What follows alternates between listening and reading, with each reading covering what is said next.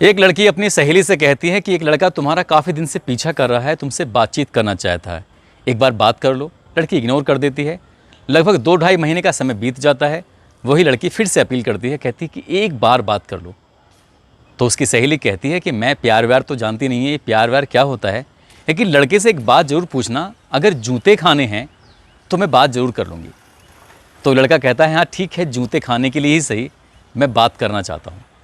वो बचपन से उस लड़की का पीछा कर रहा था, उससे बातचीत करना चाहता था। पहली बार बातचीत होती है और पहली बार बातचीत के बाद फिर बातचीत का सिलसिला यूं चलता है कि इन दोनों के बीच सचमुच प्यार हो जाता है। प्यार की कहानी की शुरुआत बहुत ही शानदार होती है, अंत बहुत दुखद होता है। ऐसा दुखद कि उस प्रदेश में नहीं बल्कि पूरे हिंदुस्तान में आज इस प्यार की चर्चा है। सोशल मीडिया हो, अखबार हो, टेलीविज़न हो, ऐसी कौन सी जगह है जहाँ पर इस प्यार की चर्चा नहीं हो रही है। मगर इस लड़की की छोटी सी गलती की वजह से इस लड़के की जान हमेशा हमेशा के लिए चली जाती है। आदाब, नमस्कार, सत श्री अकाल। मैं उस्मान सैफ़ी। आज की जो सच्ची घटना मैं आपको सुनाने जा रहा हूँ, सच्ची घटना है बिहार प्रदेश का एक ज़िला है अररिया और इसी ज़िले का एक थाना लगता है रानीगंज। यहाँ पर खरसाही पंचायत का गांव है बढ़वा। बात कर रहा हूँ 5 जुलाई 2022 की रात लगभग 8-9 बजे के आसपास।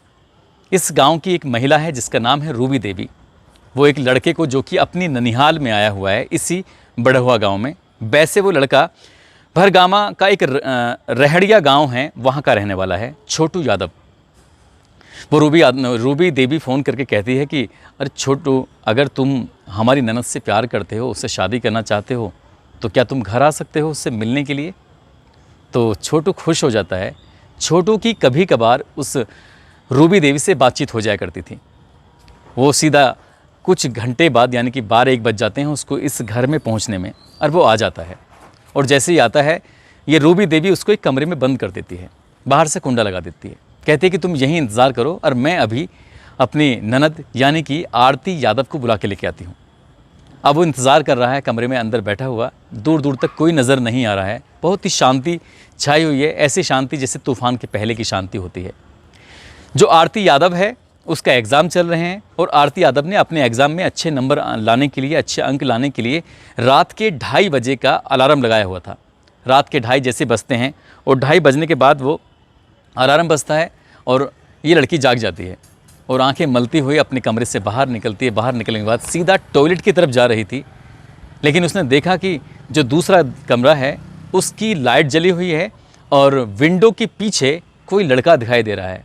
वो लड़का कोई और नहीं था, उसी का प्रेमी, जिस पर वो जान छिड़कती है, जिसको इतना प्यार करती है अपनी जान से ज़्यादा।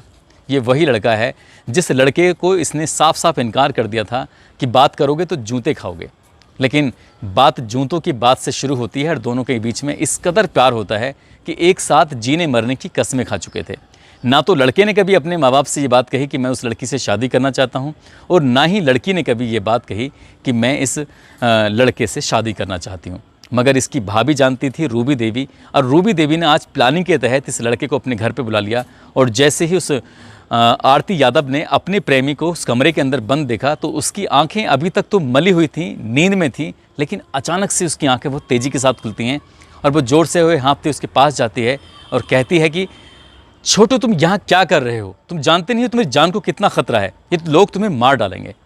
छोटू कहता है नहीं नहीं, तुम समझ नहीं रहे, तुम्हारे घर वाले बहुत अच्छे हैं, कुछ भी नहीं। तुम्हारी भाभी का मेरे पास फ़ोन आया था, वो कह रही थी कि वो तुम्हारी शादी कराना चाहते हैं हम दोनों की, और मैंने हाँ कर दी है शादी के लिए। बस इतना कहना था। वो लड़की यहाँ से दौड़ते हुए, भागते हुए इस लड़के की ननसाल यानी कि जो इसी के गांव में है उसके मामा के पास जाती है। रात के लगभग 2:30 बजे अपने उस लड़के, अपने प्रेमी के मामा का दरवाज़ा खटखटाती है। ज़ोर ज़ोर से आवाज़ लगाती है, मामा जी जल्दी से बाहर निकलो, छोटू की जान को ख़तरा है। मामा काफ़ी आवाज़ के बाद घर से निकलता तो है, लेकिन पूरी अधकजरी नींद थी, नींद में वो डूबा हुआ था। वो कहता है कि परेशान मत हो, सुबह बात करेंगे, कोई खतरा उतरा नहीं है। उन्होंने सिर्फ ऐसे ही धमकाने के लिए या डराने के लिए उसको कमरे में बंद कर दिया होगा। लेकिन आरती को बिल्कुल भी यकीन नहीं था। आरती बार बार चीख रही थी, चिल्ला रही थी, रो रही थी, गिड़गिड़ा रही थी, मामा जी उसको बचा लो, वो मार डालेंगे। इससे पहले कि वो घर आती, ये लोग, जिसमें क्या इस आरती के पिताजी हैं धीरेन्द्र यादव, भाभी रूबी देवी, भाई रविकांत यादव, बहनोई पवन यादव, मधुबन जानकी नगर पूर्णिया का रहने वाला, जो कि इस कमरे में जाते हैं और उस कमरे में जाने के बाद जो पवन यादव है सबसे पहले एक सवाल करता है, क्यों छोटू, तुम हमारी साली से प्यार करते हो, शादी करना चाहोगे? तो छोटू मुस्कुराते हुए, शर्माते हुए, नज़र झुकाते हुए कहता है कि हाँ, मैं शादी करना चाहता हूँ। बस इतना कहना था और उसके बाद ये सब लोग उस पर टूट पड़ते हैं और उसको लाठी डंडों से बहुत बुरी तरह से मार रहे थे, पीट रहे थे। जब ये दौड़ते हुए घर में आती है, चीखों की आवाज़ सुनने के बाद आरती आकर बचाने की अपील करती है। तभी आरती को पकड़ा जाता है और दूसरे कमरे में बंद कर दिया जाता है। इधर आरती चिल्ला रही है उसे बचाने के लिए और वो चिल्ला रहा है अपने बचने के लिए, अपील कर रहा है, लेकिन वो लगातार उसको मार रहे हैं, पीट रहे हैं। लगभग 2:45 बजे से मारना पीटना शुरू कर देते हैं और वो आरती अंदर ही चिल्लाती रहती है, लोगों से अपील करती है और इसी चिल्लाने की, चीखने की आवाज़ें अब पूरे गांव में लगभग फैल चुकी थी। लेकिन मामा अभी भी यकीन नहीं कर रहा था। 4:30 बज जाते हैं। 4:30 बजे जब यहाँ भीड़ जमा होती है और उसे पीट रहे थे, तभी इस भीड़ में से कोई व्यक्ति उसको एक मोबाइल देता है, यानी कि आरती के हाथ में मोबाइल दे दिया जाता है। आरती सबसे पहले फ़ोन करती है इस लड़के के पिता यानी कि उमेश यादव को और उसके बेटे, जो दूसरा बेटा है छोटू यादव का दूसरा भाई है, उसको फ़ोन करती है और कहती है कि जल्दी से घर पे आ जाओ, ये लोग उसको मार देंगे, बहुत बुरी तरह से मार रहे हैं, लाठी से मार रहे हैं, डंडे से मार रहे हैं, जो हाथ में आ रहा है वो मार रहे हैं। और वो चीख रहा है, बचने की अपील कर रहा है। देखो चीखने की आवाज़ें में मोबाइल में आ रही होंगी। तो उमेश यादव ने भी बचकानी हरकत करते हुए दौड़ता हुआ अकेला ही यहाँ पर आ जाता है और अकेला आता है। अकेला आने के बाद वो उनसे अपील करता है, उसकी आंखों के सामने अपने बेटे को पिट रहा है, देख रहा है। उसका बेटा खून से लथपथ लहूलुहान हो जाता है।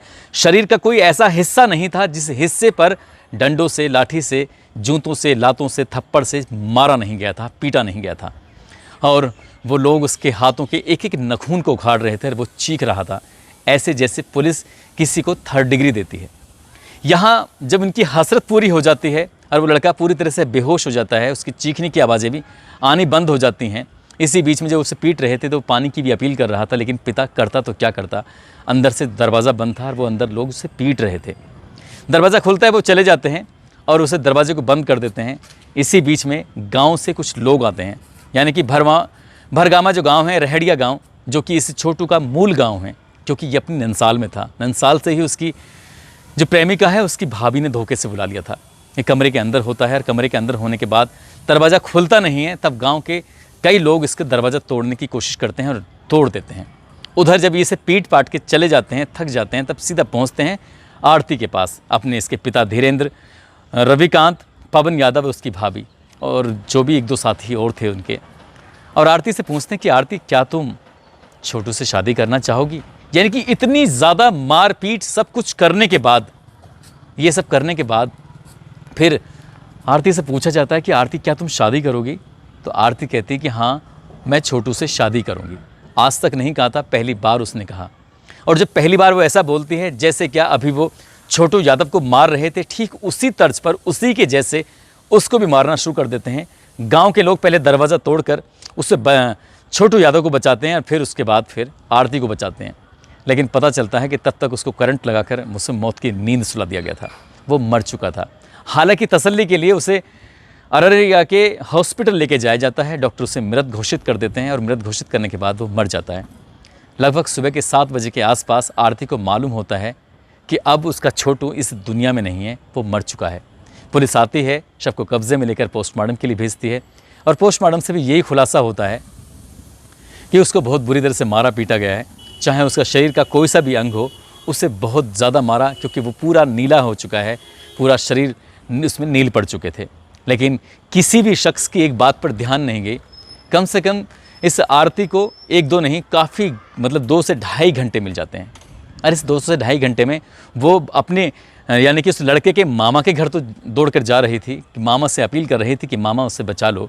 वो दौड़कर किसी से मोबाइल की अपील करती है, लेकिन उसने एक बार भी पुलिस को फ़ोन करने की जहमत नहीं उठाई।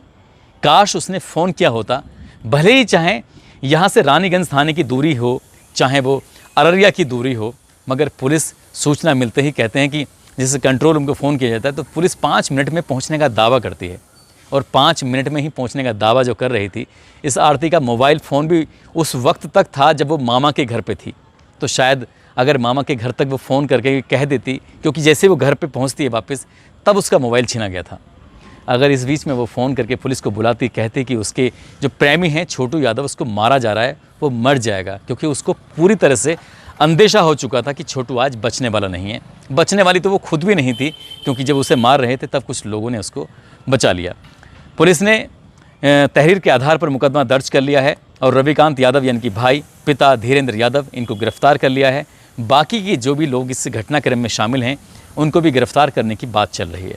और जैसे ही ये घटना, ये खबर अखबारों में, सोशल मीडिया पर, टेलीविज़न पर वायरल होती है, चारों तरफ फैलती है, तब लोगों को पता चलता है कि बिहार में प्यार का क्या खौफनाक अंत होता है। ऐसा खौफनाक अंत शायद किसी ने सुना नहीं होगा, किसी ने देखा नहीं होगा। आरती ने अपनी आंखों से तो नहीं देखा था, लेकिन आरती ने अपने कानों से एक एक चीख को सुना था, जो छोटू यादव आखिर में अपनी चीखों को बोल रहा था। बचपन से ही आरती को वो देखता था, क्योंकि वो अपनी ननसाल में नानी के घर पे आता था और उससे प्यार करता था। और एक दिन उसने उसकी सहेली से जब स्कूल जा रही थी तब उसने अपील की थी कि एक बार मेरी बात करा दो। और ये ऐसी बोल्ड लड़की रही है आरती यादव, जिसके बारे में पूरे गांव में एक बार चर्चा है कि ये लड़की किसी से प्यार व्यार के चक्कर में पड़ने वाली थी ही नहीं।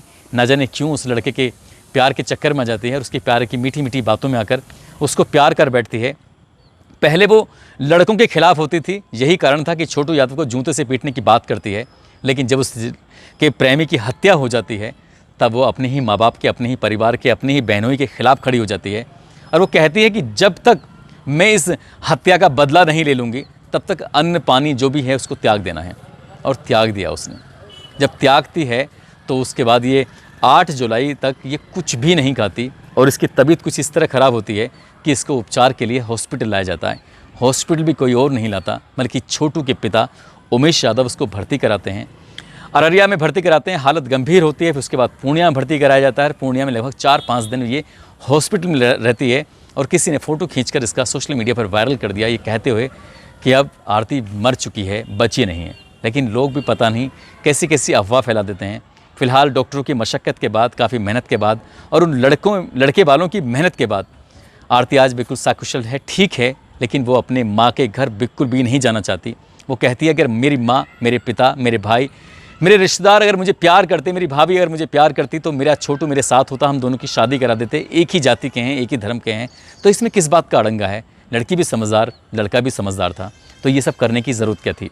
उसने कसम खाई है कि वो ज़िंदा रहेगी और अपने प्रेमी के घर पर रहेगी, यानी कि उमेश यादव के घर पर रहेगी। फ़िलहाल वो उमेश यादव के घर पर है और वो इंतज़ार में है कि इन आरोपियों को, जिसने इसके प्रेमी को मारा है, उसको सलाखों के पीछे पहुंचाकर उन्हें फांसी के तख्ते तक पहुंचाना चाहती है। हम भी अपील करेंगे सरकार से, चाहे बिहार की सरकार हो, चाहे वो कोर्ट हो, सभी से अपील करेंगे कि इस मामले में निष्पक्ष जांच कराकर जितने भी दोषी हैं, किसी भी दोषी को किसी भी कीमत पर बख्शा नहीं जाना चाहिए। यदि किसी के साथ ऐसी सिचुएशन पैदा होती है तो इधर उधर फ़ोन करने से पहले आप पुलिस को फ़ोन कीजिए। कम से कम पुलिस अगर पहुंचेगी तो लोगों में डर बैठेगा। ऐसी घटना को अंजाम देने से लोग बचेंगे भी और यहाँ भी छोटू की जान बचाई जा सकती थी अगर आरती ने समझदारी से काम लिया होता तो। दोस्तों, इस घटनाक्रम को सुनाने का उद्देश्य किसी को परेशान करना नहीं है, किसी का दिल दुखाना नहीं है, बल्कि आपको जागरूक करना है, आपको सचेत करना है। आप जहाँ भी रहें अपना ख्याल रखें। और जाते जाते मैं आपको बता दूं कि ये चुरू राजस्थान के रहने वाले कृष्ण कुमार योगी हैं, आज इनका जन्मदिन है। योगी जी, आपको जन्मदिन की बहुत सारी शुभकामनाएं, बहुत बहुत मुबारकबाद। इसके अलावा जो फेसबुक और यूट्यूब पर अपना नाम लेने की अपील करते हैं, उन लोगों के नाम लेना चाहूँगा। मनीष कोहली हैं, योगेश गौतम उर्फ अमर गौतम बुलंदशहर से हैं, अनुराग यादव करहल से हैं, शिवेंद्र चौहान महाराजगंज यूपी से हैं, मुन्ना चोरी मुजफ्फरनगर से हैं, विपिलेश यादव, प्रदीप लेखराज कन्नौज से, शौकीन मेवाती सूरज गुप्ता, मनीष कुमार गाज़ीपुर, संजय कुमार तिलकनगर, मोहम्मद असलम राजा संभल, आशीष वर्मा पूजा गद्दी कोचिंग सेंटर, इन्होंने अपील की थी नाम लेने की। सिकंदर खत्री हैं, इन्होंने शिकायत की थी और ट्वीट कर दिया कि मैं उनके मैसेज का जवाब नहीं देता हूं। सिकंदर खत्री जी, नाराज़ होने की बिल्कुल ज़रूरत नहीं है। बहुत सारे मैसेज आते हैं, बहुत सारा काम करना पड़ता है, तब जाके आप तक स्टोरी पहुंचती हैं, इसलिए आप नाराज़ मत होइए। साथ ही एक और हैं जो सुमन कुमार यादव हैं, उन्होंने भी मेल पर काफ़ी नाराज़गी जाहिर की है। सुमन जी, मेल का जवाब दे दिया था मैंने, कमेंट के जवाब नहीं दे पाया, उसके लिए आपसे सॉरी बोलूँगा, माफ़ी चाहूँगा। वो और फेसबुक पर कमेंट करने वाले विजय राज हैं जो कि राजस्थान से हैं, RM कुशवाहा नेपाल से हैं, रीना राय हैं, सानू भारद्वाज बिहार से, विकास तिवारी सूरज गुजरात से हैं, कविंदर सिंह, देवेंद्र कुमार पासवान, इरफान सैयद, संत कुमार झुंझुनू राजस्थान से, साधना राणा गोरखपुर से सुमन कुमार यादव, जो मैं अभी नाम बोला ही है, विजय शंकर कुशवाहा सोनभद्र से, मोहम्मद मुरसलीन सैफ़ी, महेंद्र पाल गौतम, डॉक्टर जमील उस्मानी रामपुर से हैं, महेंद्र सिंह यादव उज्जैन से हैं, राहुल तिवारी गुड़गांव से, कमलेश कुमार मंडल बिहार से, सत्येंद्र कुमार यादव बिहार से, मोनू कुमार बिहार से, सामर्थ राम राजस्थान से, सद्दाम कुरैशी सऊदी अरब से। आप सभी का दिल की गहराइयों से बहुत बहुत शुक्रिया, बहुत बहुत मेहरबानी। आप सब अपना ख्याल रखें, सुरक्षित रहें। जय हिंद, जय भारत।